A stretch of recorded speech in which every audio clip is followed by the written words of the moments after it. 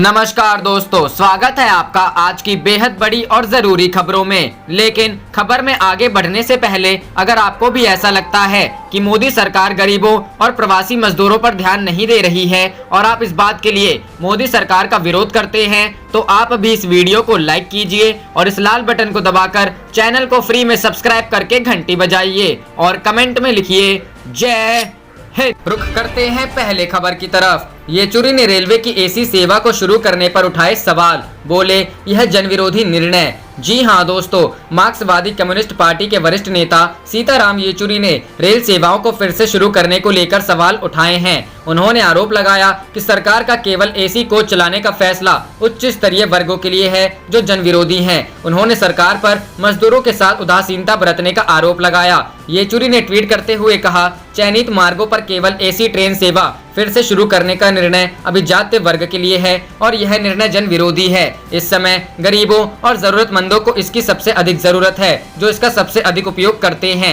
यह दिखाता है कि सरकार किस तरह से एक औसत भारतीय के साथ इस समय उदासीनता और तिरस्कार जैसा व्यवहार कर रही है।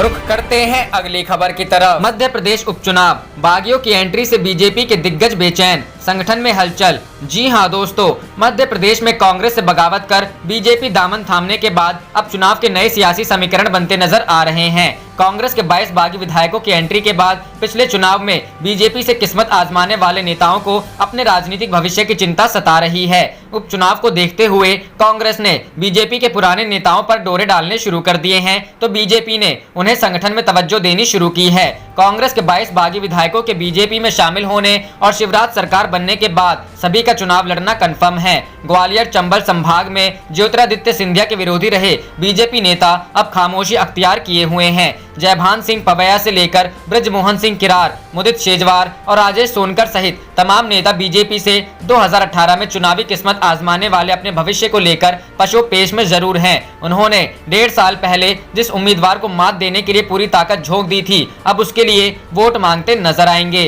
रुख करते हैं अगली खबर की तरफ। राहुल गांधी की श्रम कानूनों में बदलाव पर आपत्ति, कहा यह श्रमिकों के शोषण का बहाना नहीं हो सकता। जी हां दोस्तों, देश में फैली कोरोना वायरस महामारी की वजह से लगभग 1.5 महीने से उद्योग धंधे ठप पड़े हैं। अर्थव्यवस्था को पटरी पर लाने के लिए कई राज्यों ने श्रम कानूनों में कई बड़े बदलाव किए हैं, जिसे लेकर कांग्रेस नेता राहुल गांधी ने सोमवार 11 मई को उन पर निशाना साधा है। उनका कहना है कि ये श्रमिकों के शोषण और उनकी आवाज दबाने का बहाना नहीं हो सकते हैं। राहुल ने ट्वीट कर कहा, अनेक राज्यों द्वारा श्रम कानूनों में संशोधन किया जा रहा है। हम कोरोना के खिलाफ मिलकर संघर्ष कर रहे हैं, लेकिन यह मानवाधिकारों को रौंदने, असुरक्षित कार्यस्थलों की अनुमति, श्रमिकों के शोषण और उनकी आवाज दबाने का बहाना नहीं हो सकता। इन मूलभूत सिद्धांतों पर कोई समझौता नहीं हो सकता।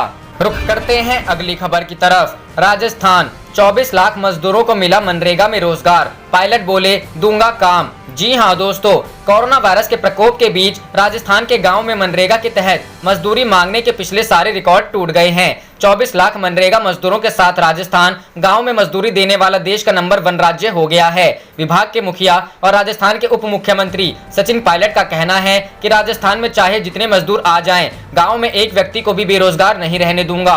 लॉकडाउन 2.0 में 68,000 मजदूरों के साथ राजस्थान में मनरेगा का काम ग्रामीण विकास मंत्री सचिन पायलट ने शुरू करवाया था, मगर 20 दिनों के अंदर मनरेगा के तहत काम मांगने वाले मजदूरों की संख्या 24 लाख पहुंच गई है। इसमें से 12 लाख तो पिछले 11 दिनों में मनरेगा का काम मांगने आए हैं। उप मुख्यमंत्री सचिन पायलट का कहना है कि जिस तरह के हालात उनके शहरों में हो गए थे, इसे देखते हुए हमने पहले ही पहचान कर लिया था कि श्रमिक गांव लौटेंगे तो वहां पर गांव की अर्थव्यवस्था सुधारना जरूरी है। इसलिए हमने सबसे पहले इसके लिए कदम उठाने शुरू कर दिए थे। हमने सबसे पहले मनरेगा का काम देने के लिए नियमों को आसान बनाया।